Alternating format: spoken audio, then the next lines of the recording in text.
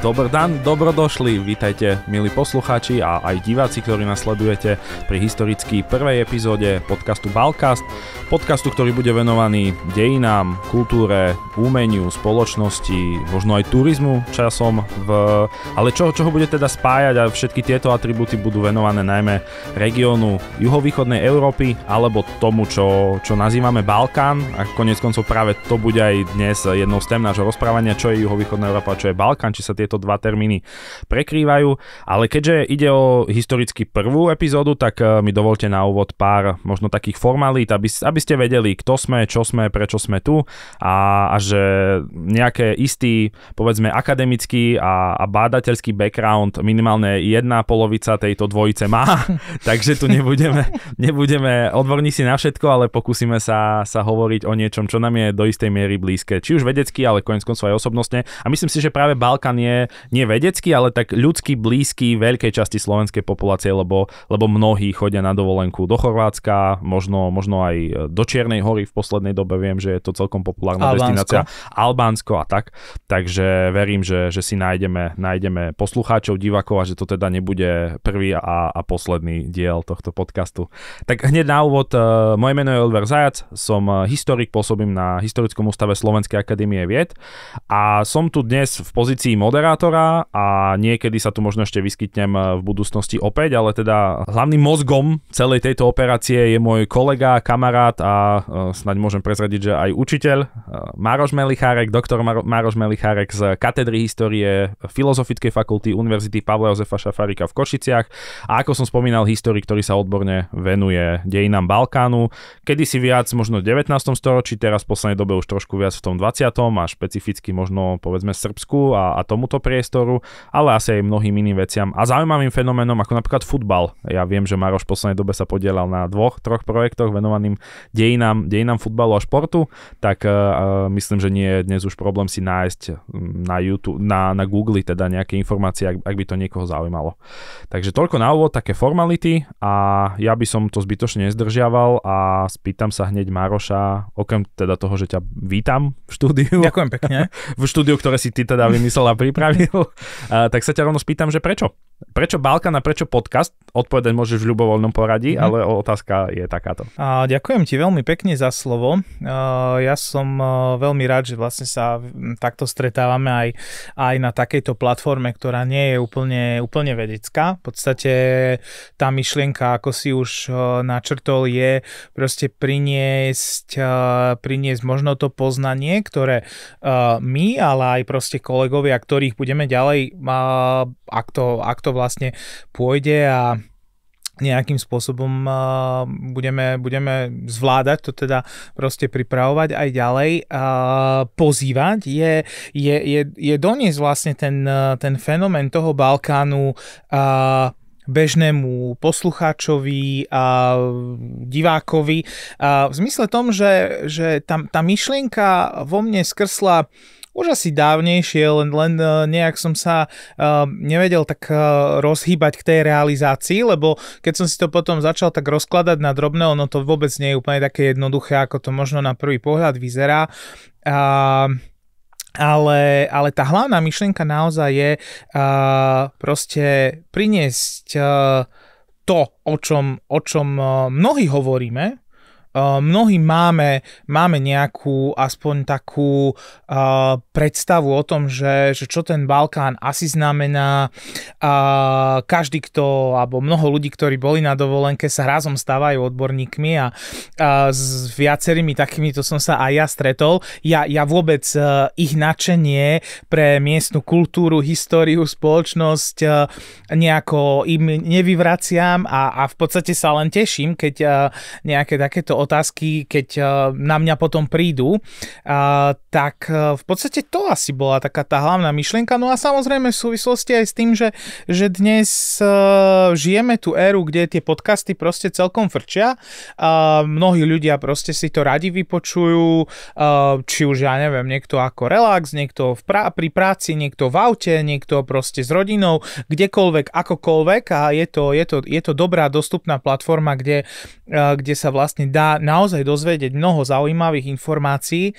A ďalšia vec možno ešte, ktorá keď tu tak skladám pomaly v hlave tú mozaiku toho prečo, ako, na čo, je, že bohužiaľ vnímam aj to v dnešnej spoločnosti, že ako si správne povedal v tom úvode, že my nemáme patent na rozum, ani ako historik alebo akýkoľvek vedec.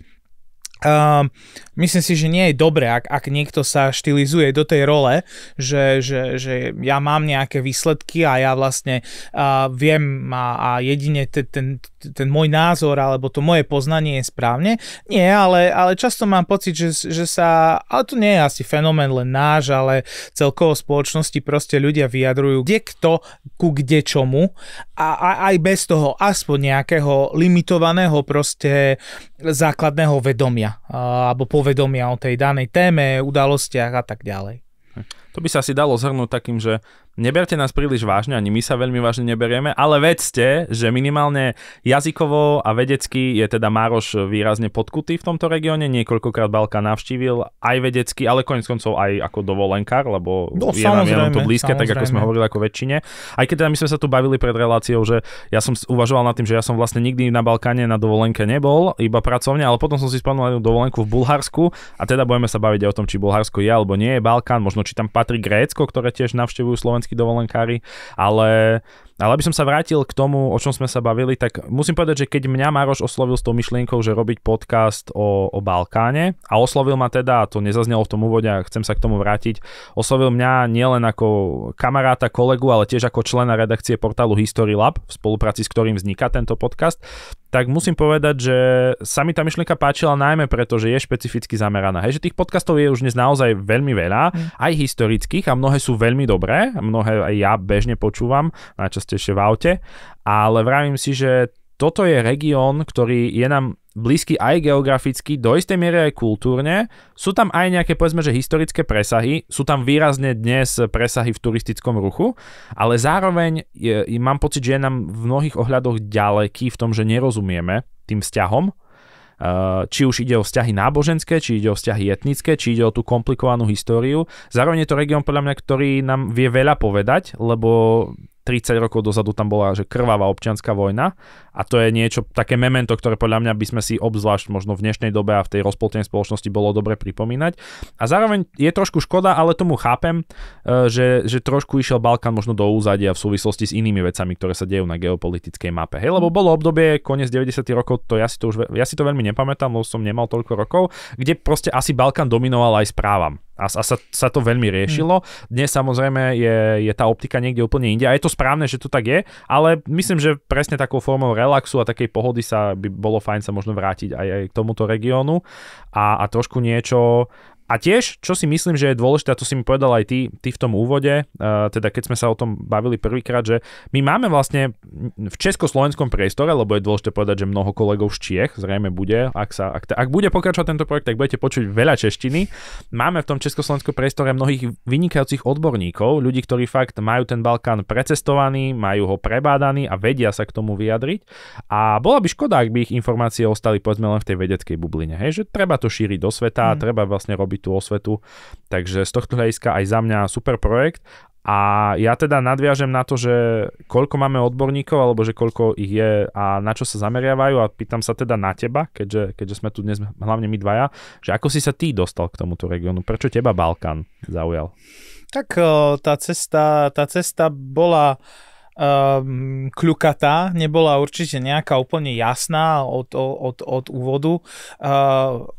Na úvod určite musím povedať, že mňa tie dejiny fascinovali od detstva. Hej, ako keď si spomeniem, bolo to pár rokov dozadu, sme mali stretávku zo základnej školy a bola tam aj naša pani triedna učiteľka a keď sa ma teda pýtala, že Maroško, že čo ty robíš? Hovorím, no tak ja som na univerzite ako historik a ona tak hovorí, že no to ani inak nemohlo skončiť, hej, že proste ty si v škole v prírode doniesol nejaký a ja už si to tiež úplne nepamätám, ona si to pamätala, bolo to milé, že som doniesol spracovaný nejakú kvázi, nazvime, že seminárnu prácu o zámorských objavoch, bez toho, že by mi to niekto zadal alebo niečo, proste mňa to zaujímalo. Ja som chcel chápať, že prečo tí ľudia v tom čase, proste Vasco da Gama, Columbus a ďalší, prečo proste šli niekde niečo hľadať, hej. Čiže preto asi dejiny, že ma to vždy nejak fascinovalo, vždy bavilo.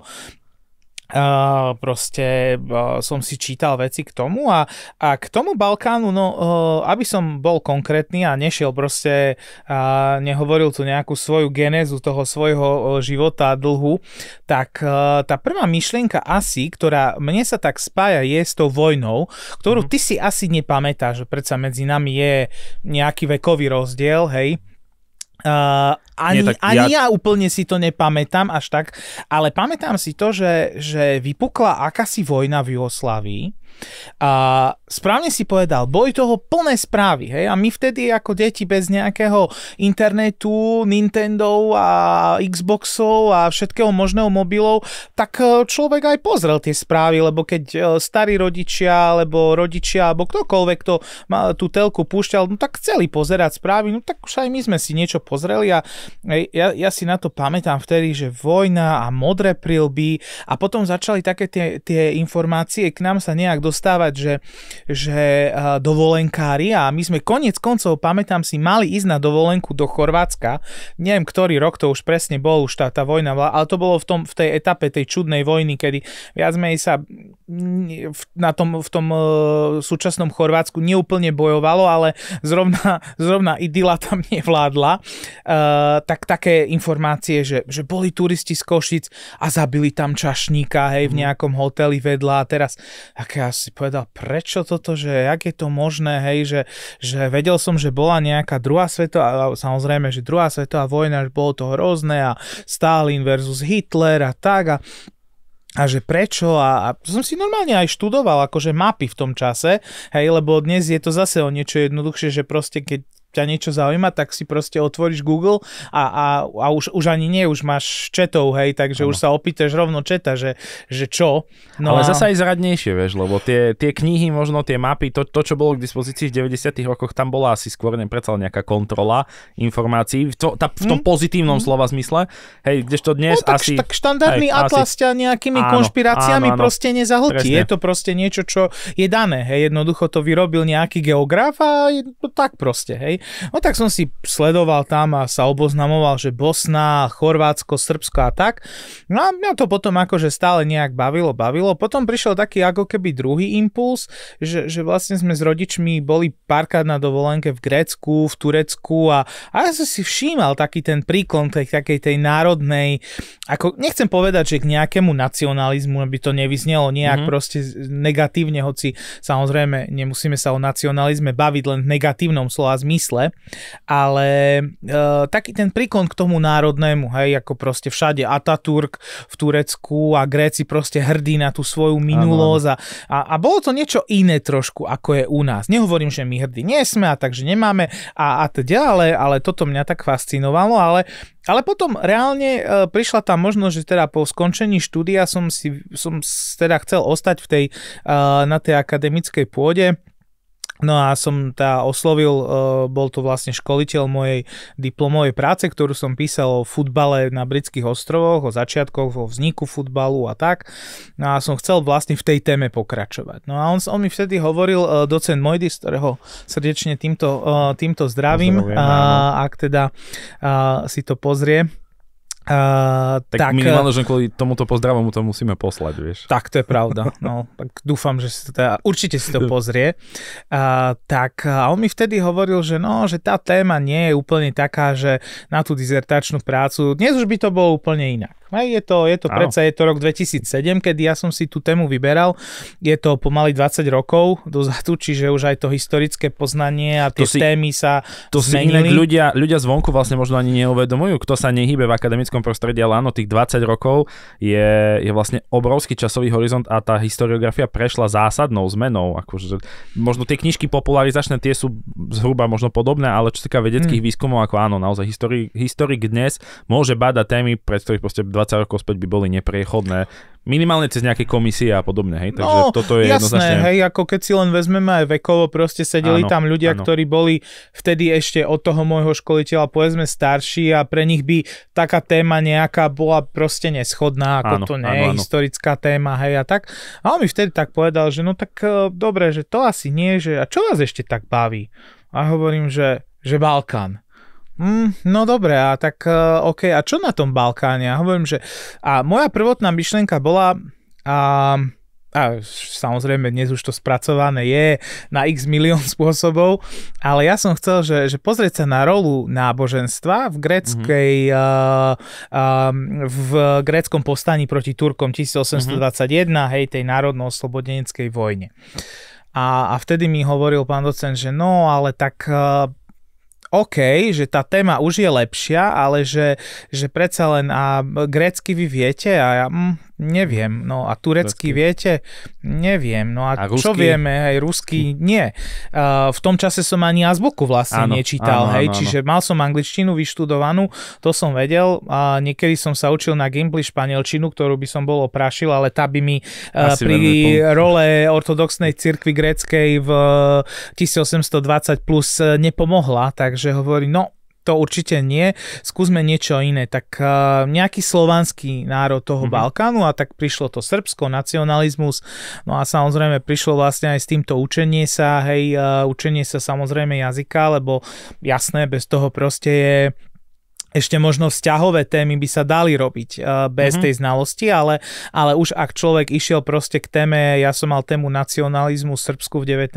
storočí, to bez toho proste nešlo, hej, nedalo sa, takže taká nejaká bola tá moja cesta, no. V tom ten Balkán je vlastne z hľadiska výskumu dejín dosť podobný nášmu územiu, že vlastne je výrazne tým, že bol multietnický, tak je aj multilingvistický, pochopiteľne. A čím ide človek ďalej v 19. storočí, tým viac tie národné, dovtedy minoritné jazyky začínajú sa presadzovať, čiže tam už už sa bez srbštiny, alebo teda bez srbochorváčiny, povedzme to, čo dnes poznáme pod týmto jazykom, už človek nepohne, takže to naozaj. Tak dnes už máme 4 separátne jazyky. Áno, takže. Hej, zase to je ten vývoj tých 20 rokov, 30 rokov už zase urobil svoje, hej, v tom zmysle, lenže niekedy tá srbochorváčtina bola taká, tak to zahrňala a dnes už vlastne je to, hoci ten základ je takmer totožný a nie je ten istý samozrejme, ale veľmi blízko to k sebe má. No. Ja som tak smeroval k tomu, že vlastne možno práve aj to je jeden z dôvodov, prečo, no tých dôvodov je pochopiteľne viac, ale asi si treba úprimne povedať možno, že a vlastne to tak aj objasniť poslucháčom, divákom, že dejiny Balkánu nie sú nejakou témou, ktorá by, že a keď poviem teraz, že dominovala v slovenskej historiografii, tak to, že preháňam úplne, tých ľudí je tu pár. Česká akademická obec je niekde inde v tomto, pochopiteľne aj tým počtom ľudí, ale jednoducho aj ten záujem o Balkán je tam o mnoho silnejší. Ja sa priznám, a to sa vlastne ťa aj spýtam, lebo mi teraz tak prišlo na lebo ja som vždy tak uvažoval, ja teda poviem len v krátkosti za seba, že ja som sa k Balkánu dostal vlastne vďaka tebe, alebo prostredníctvom teba. Nikdy to nebol ani dodnes, to nie je hlavný ako keby záujem, hlavný smer môjho výskumu, ale minimálne ako geografický priestor vždy nejak tak akože sa okolo neho hýbem, lebo ja teda robím hlavne 19. storočie a skrz východnú otázku, čo je asi najväčší geopolitický problém 19. storočia po napoleonských vojnách, jednoducho na ten Balkán človek zatrúsi. Alebo jeden z viacerých, ale asi top. V rámci Európy asi. Keď opomenieme také tie parciálne, že francúzsko-nemecké vzťahy povedzme, hej, a súperenie medzi Veľkou Britániou a Francúzskom, ale problém, do ktorého boli povedzme, že zainteresované väčšina európskych veľmocí, jednoducho východná otázka dlhodobo dominuje. Miroslav Šedivý, vynikajúci český historik, píše, že vlastne Balkán je súd s pušným prachom už od roku 1804. Nie sú to tie dve balkánske vojny pred prvou svetovou vojnou, ale celé 19. storočie upadajúce Osmanské impérium, jednoducho to je taký súd s pušným prachom, kde sa čaká kde, čo, ako, najmä kvôli Rusom a snahe presadiť svoj vplyv v tomto priestore. Ale čo som chcel povedať je, že vlastne možno aj vrátim sa k tomu, o čom sme hovorili, že možno práve aj tá jazyková stránka je taká, že sa fakt málo dnes akože venujeme týmto veciam, že prirodzene je tu spoločenská objednávka viac na tie dejiny nášho územia a spoločnosti, ale že možno, či vidíš, a ja Maroša poznám dlhé roky, takže viem, že on nie je úplne že optimistický prorok, ale že myslí, že je tu nejaká šanca, že by sa niekde do budúcna trošku viac začala sa venovať slovenská historická obec aj týmto témam? Tak skúsim nejak na to asi reagovať. Alebo ešte skočím ti do toho, napríklad vnímaš ty ako taký, že historik solitér, povedzme, nejakú inštitucionálnu podporu, že máš tu možnosť sa ako keby realizovať? Ja za seba ako začnem teda tou poslednou otázkou, ako tá inštitucionálna podpora. Ja určite na mojej katedre, alebo teda nie moja, ale moja domovská, som vždy mal tú podporu. Byť teda samozrejme asi aj naše vedenie a vedúci katedry si vždy uvedomoval, že nie je úplne jednoduché s takýmto človekom fungovať v zmysle tom, že či to zapojenie do projektov a ďalšie veci, ktoré v prípade naozaj tých takých majoritných tém, tých veľkých tém, ktoré sa u nás riešia, je jednoduchšie. Ale vždy som tú slobodu mal a ja som naozaj si mohol vlastne ten svoj výskum realizovať aj sa venovať tomu, čomu sa venujem. Samozrejme nejaká tá väčšia podpora by bola alebo aspoň niečo, ako ja som svojho času mal nejakú myšlienku v rámci Slovenskej historickej spoločnosti proste urobiť povedzme nejakú podskupinu alebo sekciu, myslím, že to sú sekcie, hej, ktorá by sa venovala, ale musím tak aj trochu kriticky povedať, že každý, koho som oslovil, v podstate mi nikto na to ani nereagoval. Nie z SHS-ky konkrétne, že by som teraz hovoril, že z vedenia a tak. Ale s kolegou. Aj vtedy mi hovoril náš vedúci profesor Pekár, že svet to skús, akože ten nápad to nie je zlý, nejak to veľmi... A to je vlastne aj odpoveď na tú druhú otázku. Ako keby ten Balkán medzi tými našimi výskumníkmi alebo proste tou akademickou výskumnou komunitou nemá nejaké miesto, alebo si ho nevie nájsť. Hej? A teraz otázka je, že prečo si ho nevie nájsť. Tých odpovedí je samozrejme viacej v porovnaní s tým českým prostredím. Hej? Je tam už historicky vlastne, hej, to české prostredie malo s tým Balkánom veľmi silné väzby. Hej, pôsobilo konec koncov, ty sám si sa stretol s Františkom Zachom, hej. Áno. To je jedna osobnosť, hej, česká, ktorá on potom pôsobil ako poradca srbského kráľa, alebo neviem, či nie dokonca aj náčelník generálneho štábu, ak sa nemýlim. Mal významnú funkciu a to sú mnohí učitelia českí, ktorí pôsobili v Bulharsku, v Srbsku, mnohí vedci, vojaci, podnikatelia, hej, veľmi silná podnikateľská vrstva česká bola, hej, a tu vlastne vidíme ten rozdiel česká-slovenská spoločnosť, hej, Češi riešili export kapitálu v 19.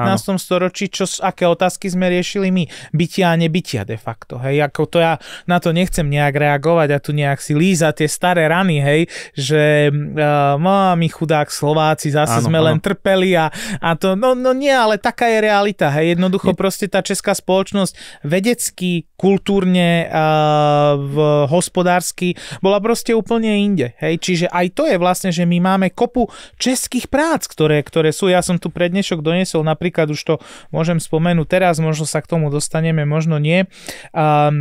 Konštantín Jireček bol český historik, etnograf, ktorý napísal v nemčine knihu o dejinách Srbov, kde vlastne vytvoril veľmi zvláštnu myšlienku, alebo zaujímavú myšlienku z môjho pohľadu, že on v neskorej antike do 4. storočia vlastne vymedzil ako keby vplyv latinčiny a gréčtiny a tým ako keby ten Balkán rozdelil. A môžeme, že ten taký naozaj akože True Balkán, hej, proste vidieť naozaj v tom vplyve gréčtiny, hej, to ja skúsim takto ukázať, tú Iriečkovú líniu, hej, kde vlastne ona prechádza, hej, že tam je vlastne Albánsko, Severné Macedónsko, Bulharsko a južnejšie, hej. Áno. Čiže, a to je vlastne práca českého autora, hej. Je to určite v tom, čo ďalej. Samozrejme aj to slovenské prostredie malo presahy na Balkán, spolupráca v revolučných rokoch, napríklad Slováci v Juhoslávii, hej, áno, slovenská minorita v tomto. My máme tie presahy. Chorváti vlastne v Uhorsku, alebo teda na území dnešného Slovenska, povedzme. Jasné, hej, čiže ono toho je veľa, len otázka je, že prečo nejak tí študenti k tomu neinklinujú. Možno je tam aj, povedzme, tá ako keby bariéra možno toho jazyka, hoci tá sa dá veľmi ľahko prekonať, to nie je nič paradoxne šialené. Možno ľahšie, ako keď sa chceš venovať, že do slovenským dejinám, vieš, že tu si povedzme v 19. storočí bez nemčiny, čo je OK, svetový jazyk, ale napríklad bez maďarčiny v druhej polovici 19. storočia sa nepohneš. A teda ja neviem napríklad srbsky, ale tým, že čítam rusky a poznám tú abecedu, tak viem si predstaviť, že na tú srbčinu by som v priebehu pár mesiacov nabehol. Jasné. Čo sa týka maďarčiny, asi by mi 3 roky boli málo, hej, že on paradoxne táto povedzme jazyková bariéra by bola ľahšie prekonateľná smerom na juh, ďalej na juh, než len za hory na juh. Takže neviem, taká možno atraktivita toho regiónu, hoci ja si myslím, že on určite má mnoho čo ponúknuť a aj tomu výskumníkovi, hej, povedzme, ak by sa niekto proste rozhodol, myslím si, že tá téma je zaujímavá. Možno je aj to, že sa pomerne málo o tom učíme. Že my o tom, ako keby to naše poznanie, a to je vlastne aj cieľ toho podcastu, je vlastne rozšíriť to, hej, že áno, človek si môže proste, ja neviem, hej, zobrať publikácie, hej, môžem si spraviť malú reklamu, hej, môžete si prečítať aj tú moju knihu a koniec koncov som sa bavil teraz nedávno s jedným spolužiakom, srdečne pozdravujem, určite si to pozrie, z Gimpla, a on hovorí, že ja som to začal čítať a nie je to zlé, a to je človek, ktorý vlastne je z prostredia IT, ale robil si aj doktorát a tak, a čiže vlastne aj v tom akademickom nie je to zlé, ale to tak na také bežné čítanie, hovorím, nie, je to vedecká alebo minimálne pokus o vedeckú monografiu, hej, ktorá nie je proste na bežný deň. Áno, toto má byť na bežný deň. Hej, to je to, čo k tej kávičke alebo k tým novinám. Alebo proste, na pláži v Chorvátsku napríklad. Hej, budeme len radi. Hej, že to je presne to, o čom by to malo slúžiť, to povedomie, a už len dopoviem k tomu vzdelávaniu, že my naozaj máme veľmi málo tých v tom našom dejepise veľmi málo zmienok už len o tej existencii toho priestoru.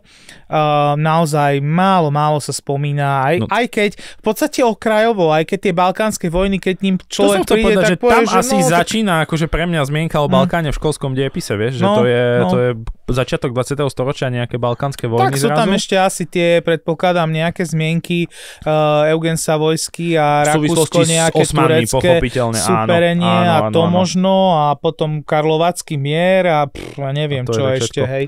Ja len doplním, že tá kniha, ktorú tu Mároš ukazoval aj pre poslucháčov, sa volá Národy juhovýchodnej Európy v siločiarach medzinárodnej politiky 1856 až 1913, to ak by niekto mal záujem, a vlastne pod menom Mároša si to nájde. Myslím, že môžeme také, aj z dneška, také zaujímavé linky kľudne dať aj pod niekde do popisu. Áno, to je výborný nápad. Dobre, aby sme sa trochu posunuli možno k tomu Balkánu, ja len ešte napadla mi jedna poznámka, lebo ja mám blízko k poľskému prostrediu a tam vlastne je podobný fenomén. To, čo ty si hovoril o Balkáne, to je úplne to isté, že ja som sa istú dobu čudoval, prečo tie poľsko-české vzťahy boli o mnoho intenzívnejšie ako nejaké poľsko-slovenské v 19. storočí, a je to vlastne tiež spôsobené práve tým, čo čo si vravel ty, ekonomika, vzdelanie, Karlova univerzita v Prahe, hej, že bolo obrovské množstvo poľských študentov v Prahe. V Bratislave v 19. storočí nie je nikto. Jednak je to samozrejme jazyková blízkosť, lebo v Prahe sa učilo aj česky, a jednak boli súčasťou jednej časti monarchie, to je tiež dôležité, že vlastne Halič, poľská Halič, aj keď leží vlastne ešte východnejšie alebo severovýchodnejšie od územia dnešného Slovenska, ale ona bola súčasťou Rakúska, nie Uhorska, takže tam tie vzťahy opäť historické, a preto vlastne aj tá polonistika v Čechách je dnes na úplne inej úrovni ako na Slovensku, a to sa týka balkanistiky. A aj opačne, koniec koncov sme minulý týždeň aj s kolegom absolvovali BIP, to je vlastne Erasmový študijný program aj s našimi študentami v Pardubiciach, a boli tam kolegovia z Katovíc a z Varšavy, a v podstate keď sa oni pýtali, že kto sa venuje Poľsku a po poľskej problematike na Slovensku, tak ty tak okrajovo, alebo teda nie okrajovo, ale áno, poľskej, ale ja neviem, asi nikto. Nikto. Snáď, akože vieš čo, aby to nebolo také, že ak by nás náhodou Dušan Cegeš počúval, pozdravujeme ťa Dušan, tak Dušan Cegeš 20. storočiu, ja teda robím 19. a inak, akože tie kontakty tam sú, kolegovia v Banskej Bystrici majú, ale že by niekto vyslovene vedecky uchopil to tému a chodil badať do poľských archívov, tak to som asi len ja a Dušan Cegeš, kolega z historického ústavu. A inak je to... možno prepáč aj v tých školách alebo v tej výuke, a neviem, ale myslím si, tam je toho možno ešte menej o tom Poľsku, ako myslím, že áno, o tom priestore Balkánu. Jasné, ten je širší a tak ďalej, ale myslím, že naozaj to Poľsko je výborný príklad tej šialenej blízkosti. Áno, a zároveň vzdialenosti. Kto nebol proste na trhu v Poľsku, hej, nech dvihne ruku, alebo proste nejakým spôsobom, nepočul o tom, alebo čo, ale no, hej. Je to, no. Sme akože, je tá výučba a dejepis je sústredený na západ, do veľkej miery do západnej Európy, čo je v poriadku z hľadiska geopolitického smerovania tejto krajiny, ale bolo by dobré, ak by sa minimálne vo výučbe viac sme sa venovali aj iným regiónom, a zvlášť tie, ktoré máme, že na dosah ruky, alebo čo by kameňom dohodil, lebo myslím, že by nám to dalo veľa aj nielen ako jednotlivcom, ale aj ako spoločnosti. A poďme, hovor? No, to len ma napadlo to, že možno prečo je to dôležité, a minimálne napríklad, ak si zoberieme, spomenul si, hej, aj sme už viackrát sa dotkli tej témy tých juhoslovanských konfliktov v 90. rokoch. Ak správne pochopíme to, čo sa stalo v Juhoslávii, pochopíme Ukrajinu a pochopíme Palestínu. Tak. Ďaleko lepšie. To je presne to, na čím som ja včera uvažoval, áno, že prečo je to dôležité, že my síce sme aj na začiatku povedali, aj idea tohto projektu je byť taký relaxačný a trošku akože ľuďom odľahčiť náročné dni, ale ak by sa projekt rozbehol, čo verím, že áno, tak ja by som bol rád, ak by sa v budúcnosti akože dotkli aj náročných tém, lebo ten Balkán si to žiada. Srebrenica, všetky tieto nechutné genocídne veci, proste krvavé občianske vojny, koniec koncov bombardovanie Belehradu, čo je akože téma, ktorá do dnešnej doby, pre mňa je to, ja sa musím priznať, lebo áno, ja si nepamätám balkánske vojny, ja som sa narodil v 92. roku, takže to, keď bol bombardovaný Belehrad, ja som mal 6 rokov, takže to som bol úplne mimo. Ja si už pamätám možno, že 9/11, útok na dvojičky, to je niečo také, že mal som pár rokov a bol som pri televízii, to už rezonuje v mojej hlave, ale balkánske vojny vôbec, alebo teda občianská vojna. Ale vlastne práve skrz to, ako veľmi je to dodnes, ako je to veľmi rozporuplná téma na Slovensku dodnes, vlastne je dôvod, čo ma to priviedlo k tomu, že trochu viac akože si naštudovať, že prečo to bombardovanie, o čo išlo v celej tej vojne a tak. A je to akože, nechcem dnes začínať túto tému, lebo je komplikovaná a ja sa necítim byť povolaný, ale mňa sa musím priznať aj vyrušuje, keď dodnes, minule som čítal rozhovor s jedným srbským športovcom, ktorý žije už dlhé roky na Slovensku, a on opäť spomínal, aké to bolo hrozné v tom 98., ako on proste akože sedeli v Belehrade v tom byte a schovávali sa, a čo komu oni v Belehrade urobili, tak ja som tak čítal, si vrajím, že OK, a komu čo urobili moslimi v Srebrenici, vieš, že a ja nechcem teraz vynášať súdy, len vrajím, že sú naozaj aj ťažké témy z balkánskych dejín, ktorých možno niekedy v budúcnosti by bolo fajn sa dotknúť, a bolo by super, aby to bolo takým, že vecným a odborným štýlom, a že naozaj, keď si to niekto vypočuje, tak si povie, že aha, OK, preto táto strana je dodnes spomína na to, táto strana spomína dodnes na to, a Nie NATO. Jedni spomínajú doslova NATO a druhí spomínajú na tie udalosti, ktoré sa tam diali. V súvislosti s tým bombardovaním. Áno, takže aj takéto. No ale poďme teda, my tu máme, tí, ktorí nás sledujú, vidia aj takú peknú mapku, ktorú máme za sebou, ale ktorá teda nezahŕňa celý Balkán. Alebo ja sa ťa spýtam, Maroš, je juhovýchodná Európa a Balkán to isté? Ono veľmi záleží, ako sa na to dívame. Ono aj tá samotná nejaká definícia toho Balkánu nejde urobiť v podstate iba historická, iba geografická, iba nejaká geopolitická. Vieme, kde sa vzal ten termín? Že kto to vlastne vymyslel? Vieme. Tá základná, som si aj nejaké veci k tomu trošičku, samozrejme, že pripravil, nech nezabudnem. Nie, že by som ich nevedel, ale iba preto, aby som ich nezabudol. To ja aj študentom stále hovorím, že tie moje prezentácie sú obšírne preto, lebo ja to všetko viem, ale nemôžem zabudnúť. Takže tie prvé nejaké... Nie je hanba mať papier, hanba je zabudnúť okuliare a nevedieť ho prečítať. Takže jasné. To slovo Balkán vychádza z pravdepodobne je viacero alternatív toho výkladu, asi z turečtiny. Po prípade hovorí sa aj o perštine, že by to vlastne mohlo byť aj perské slovo v zmysle obe hovoria o hore, pohorí, horskom celku a de facto názov toho ten Balkán je názov pre pohorie Stará planina, ktoré je v Bulharsku, ktorého druhý názov je práve Balkán. Okay. A toto do takého ako keby európskeho povedomia priniesol Johann Zojne, to bol nemecký geograf, ktorý vlastne prvý začal používať ten termín. On neúplne správne, ako sa domnieval, že on predpokladal, že tá Stará planina nekončí na hraniciach Srbska s Bulharskom, ale tiahne sa ako keby cez Čiernu horu ďalej. Ale je to práve on, myslím, že rok 1808 bolo prvýkrát, kedy on to vlastne použil. Takže odtiaľ vlastne vychádza ten termín. Tých samozrejme označení bolo viacej. V anglicky písanej spísbe sa v podstate ešte v 18. storočí používal termín, ktorý sa zase ale viaže k antike skôr haemus. To je vlastne termín, ktorý v anglicky písaných prácach aj nájdeme. Ten môže mať buď teda grécky základ alebo trácky.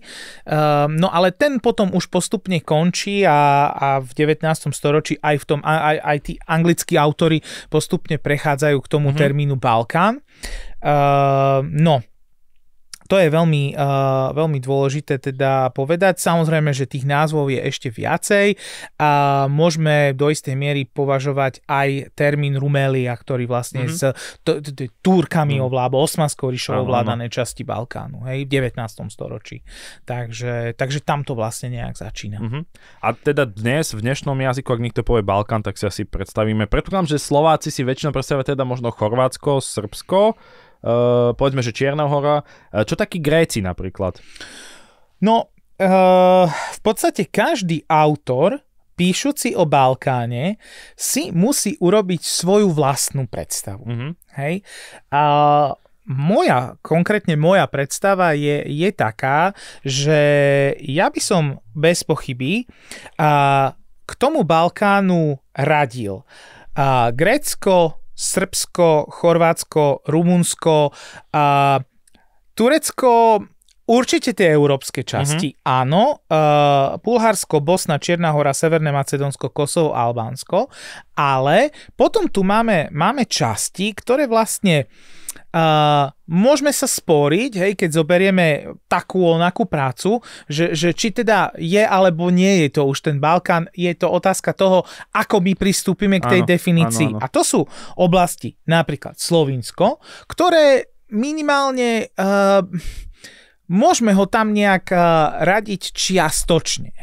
Hoď ja z môjho pohľadu, ja už by som ho k tomu True Balkánu, hej, ako som to pomenoval, hoci, jak som spomínal tú Irečkovú lineu, ten môj True Balkán je širší, hej. Áno. Ale už by som asi Slovinsko nebral. Slovinsko z historického, kultúrneho, spoločenského a tak ďalej. Ja si myslím, že ak nepatrí do strednej Európy, možno skôr už do západnej Európy, hej, že ale niektorí autori napríklad k Balkánu ešte ako keby neúplne, samozrejme, že ho tam neradia, ale spomínajú Terst.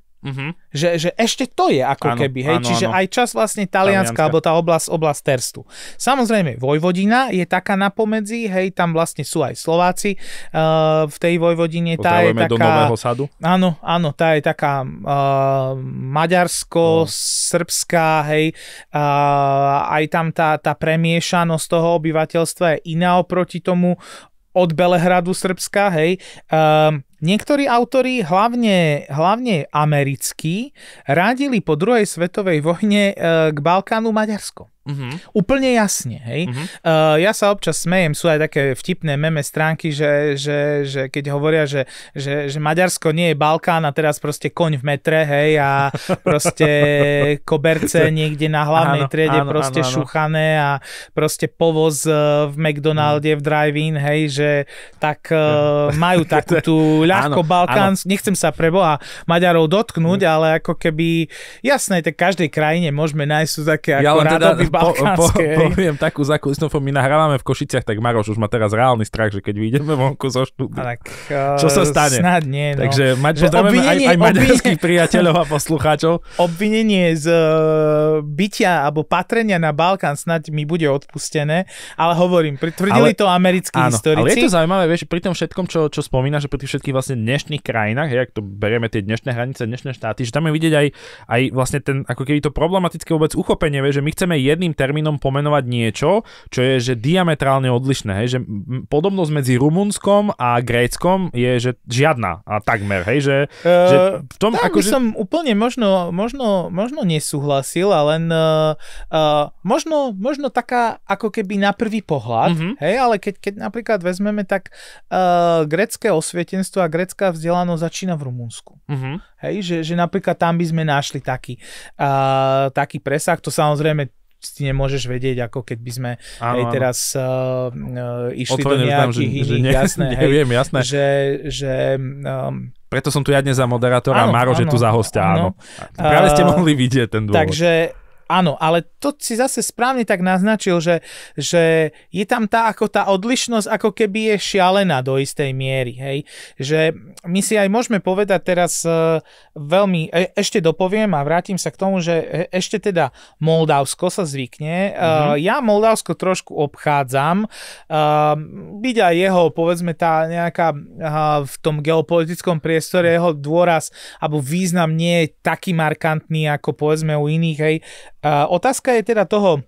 Ale dejú sa tam dnes veľmi pozitívne veci, ak niekto nesleduje vývoj v Moldavsku. Ja som sa dokonca cestou tu napočúval jeden podcast a odporúčam, Moldavsko sa teda obracia od takej pozície ruskej bábky. Majú oni teraz demokratickú prozápadnú vládu, prozápadnú prezidentku a snažia sa trošku zmeniť chod krajiny, tak im budeme držať palce. Aby z toho nebol ďalší konflikt. Aby to malo, tak oni majú vlastne dodnes ruské vojska na svojom území, Podnestersko a tak, takže držíme palce Moldavsku, už bez ohľadu na to, či je alebo nie je Balkán.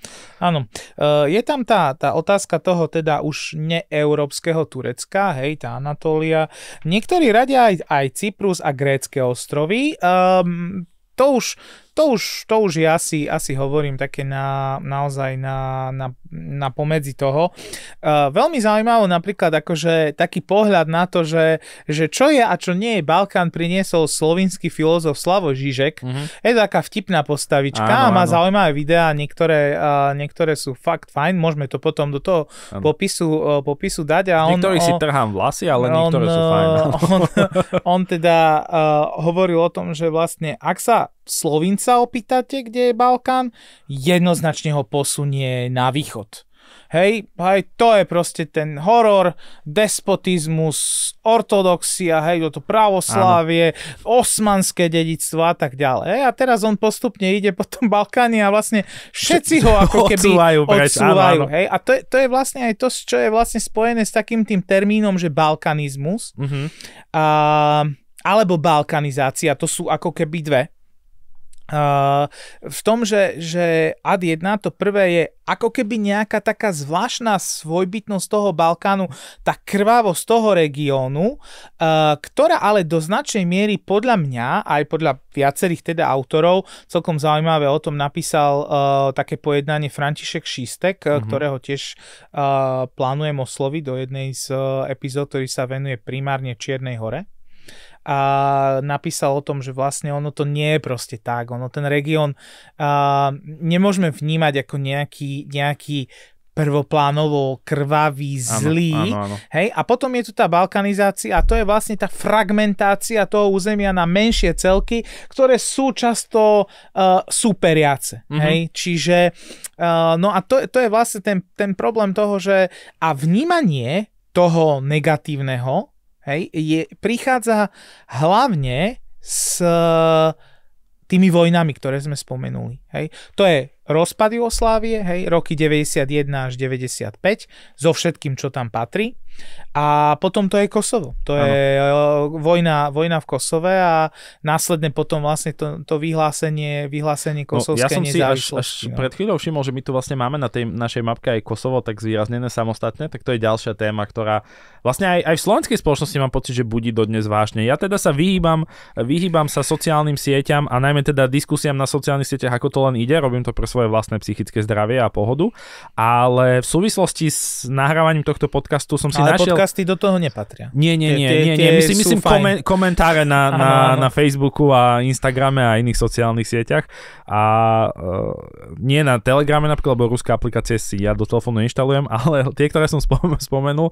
A teda v súvislosti s týmto podcastom ja som si našiel pár článkov, ktoré nejak akože súvisia s Balkánom a pozrel som si tie komentáre a je až neuveriteľné, že naozaj aj v roku 2024 tam nájdeš expresívne, vulgárne, samozrejme ničím nepodložené komentáre dotýkajúce sa či Kosova, či spomínaného bombardovania Belehradu. Vieš, že to sú témy, ktoré ako keby tak nejak podprahovo v istej skupine slovenského obyvateľstva vlastne stále rezonujú. Ono to podľa mňa má nejaký súvis a nechcem sa do ňoho púšťať. Lebo sa to jednoducho dá zneužiť. To je tá pointa toho, hej, že vlastne obe tie témy sa dajú veľmi jednoducho zneužiť, lebo oni ak to chceme rozložiť naozaj na drobné a baviť sa o faktoch, tak ponúkajú ten priestor. Hej? Lebo jednoducho proste bombardovanie Jugoslávie tak, ako bolo nastavené, nebolo OK. Hej? To je jednoducho fakt aj z môjho pohľadu a vždy sa k tomu proste prihlásim. Áno,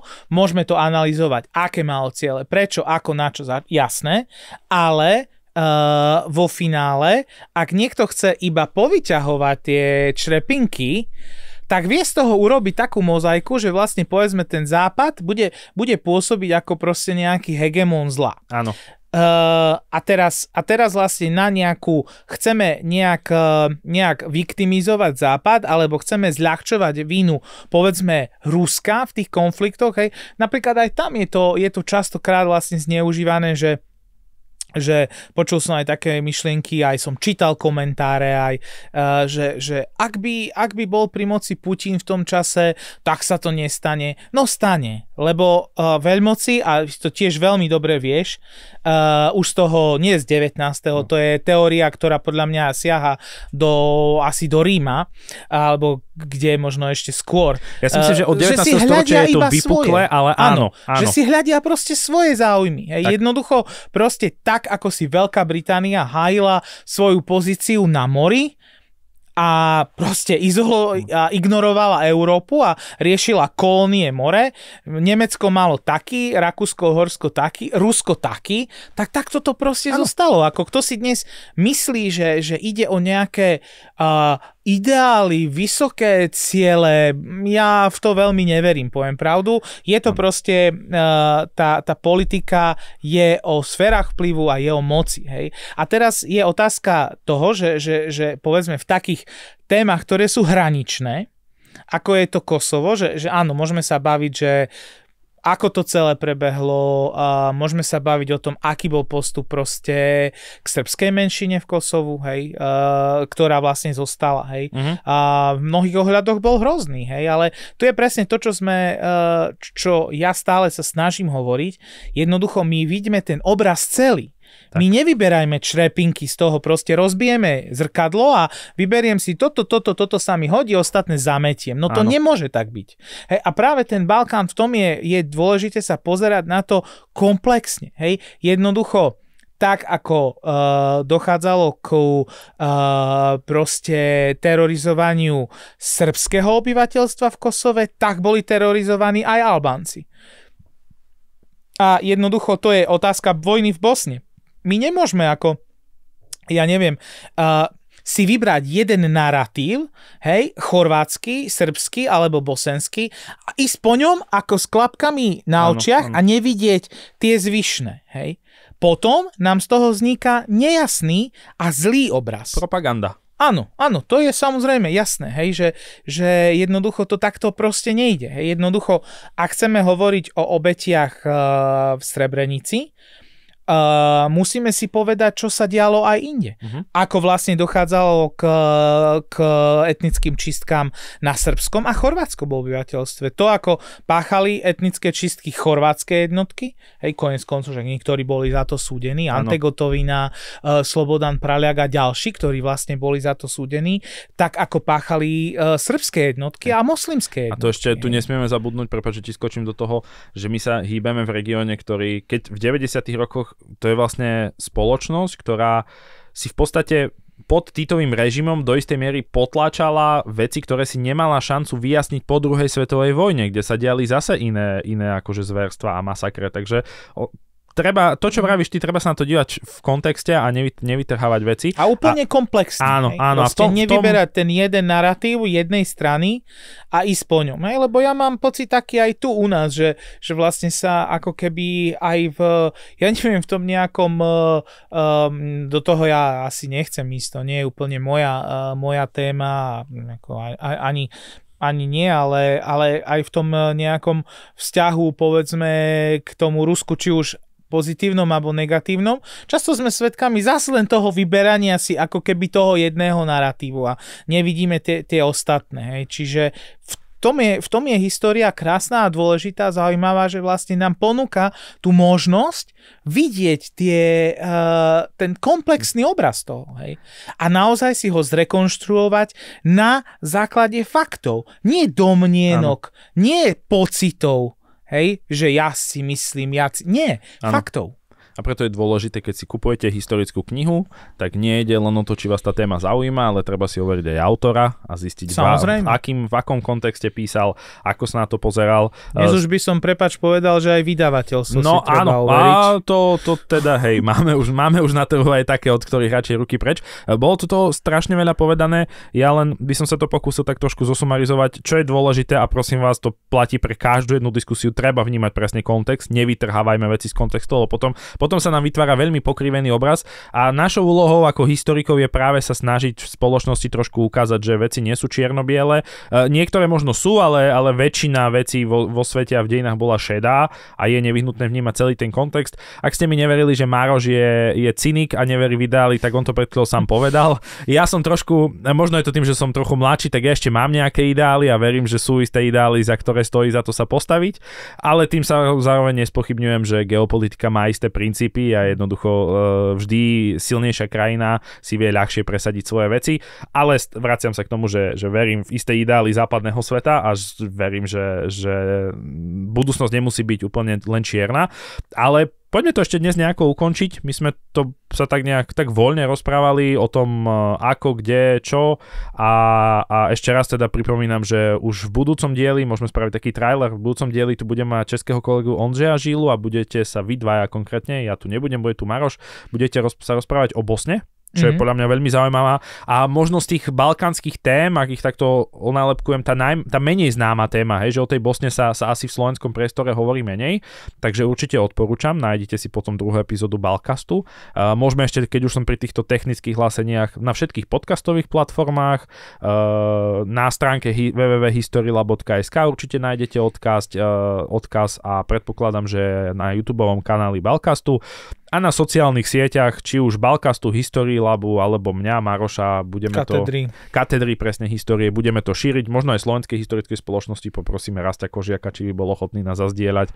Takže toľko také okno technických hlásení a ten čas už je pokročilý. A tak viem, že dnes sú všetci ľudia vo všeobecnosti pomerne zaneprázdnení a počúvať podcast hodinu, to už si vyžaduje nejakú dávku väčšej snahy. Tak ťa poprosím, Maro, že niečo nám povedz na záver, nejako zhrň, čo sme tu dnes načali. My sme veľa vecí načali, takmer nič sme nedokončili, ale to nevadí, lebo to bolo cieľom, lebo vás chceme presvedčiť k tomu, aby ste si pustili aj ďalší diel. Takže posledné slovo Maroša na dnes. Tak určite vlastne možno povedať, čo nás čaká asi. Už sme začali tým ako keby upútavkou na ten ďalší diel a ten myslím si, že bude veľmi zaujímavý. A bude viac faktograficky hutnejší, si myslím, ako tento náš, ktorý bol naozaj takou debatou v podstate o tom, čo ako.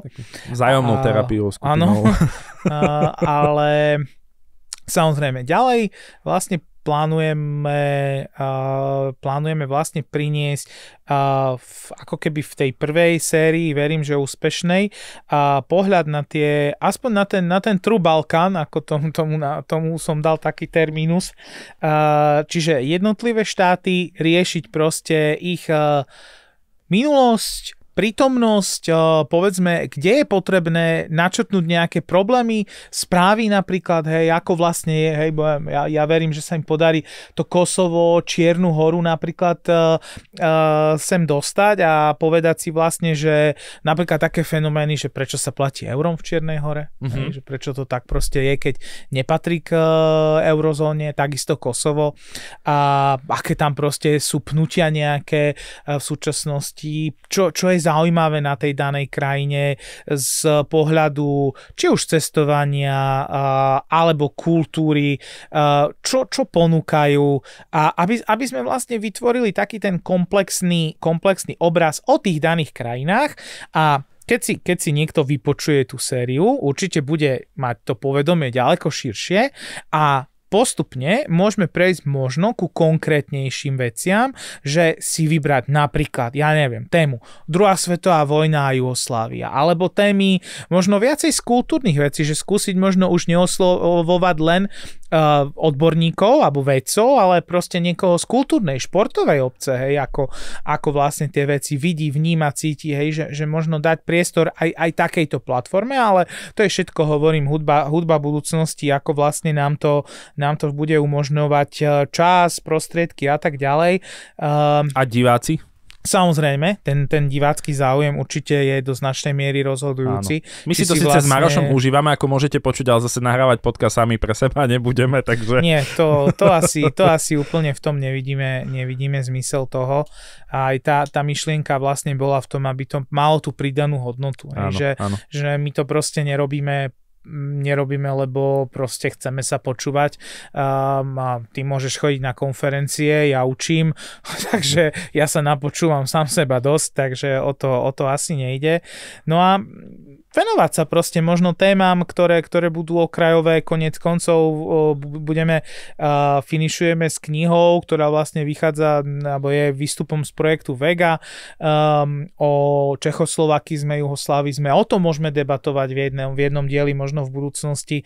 Kolega Jančura tam spracoval, hoci nie je balkanista, ale hospodársky historik, spracoval vlastne tému, ktorá je podľa mňa veľmi zaujímavá, má obrovský potenciál do budúcna A to sú turistické presahy v medzivojnovom Československu a Juhoslávii. Hej? Ako vlastne máme, a ja som koniec koncov, preto som to sem aj vláčil, som objavil čaro spoločnosti, teda oni nie sú sponzorom, aby ste to nejde o platené partnerstvo. Toto nie je platené partnerstvo, objavil som teda, nepoviem konkrétne, ale aukciové kupovanie na internete a našiel som tam takúto knihu, že Kráľovství Jugoslávie slovem i obrazem. Je to práca, ktorá vlastne vyšla v Belehrade v 37. v češtine, čiže samozrejme je tam ten partnerský v rámci malodohodový presah a vlastne v rámci nej sme to tak listovali a pozerám, že hoci kolega to vedel, ale sme to tu videli na vlastné oči,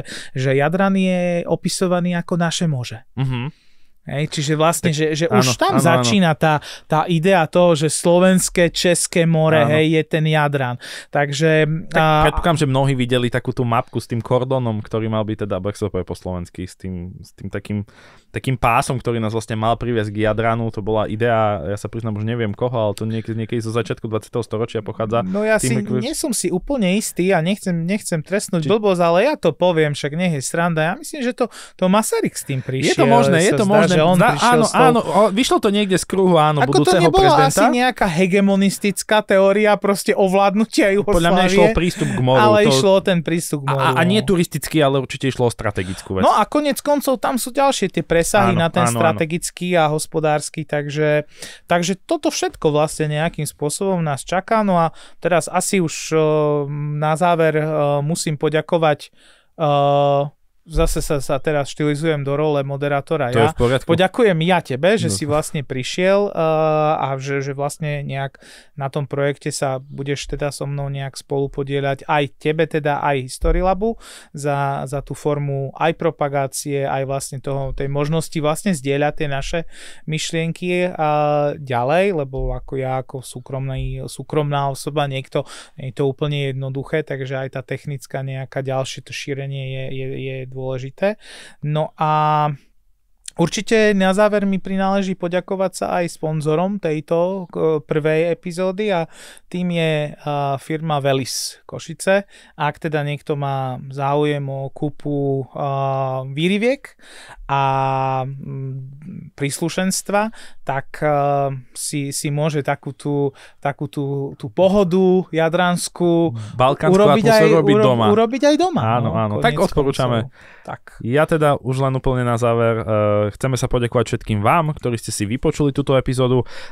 Ako som spomínal, určite vzniknú sociálne siete, médiá, profily podobne. Ak by niekto chcel komentovať, my budeme samozrejme radi, lebo spätná väzba je asi to najdôležitejšie, čo nám najmä teda v tejto fáze projektu najviac pomôže a dá vlastne motiváciu to nejak rozbehnúť ďalej.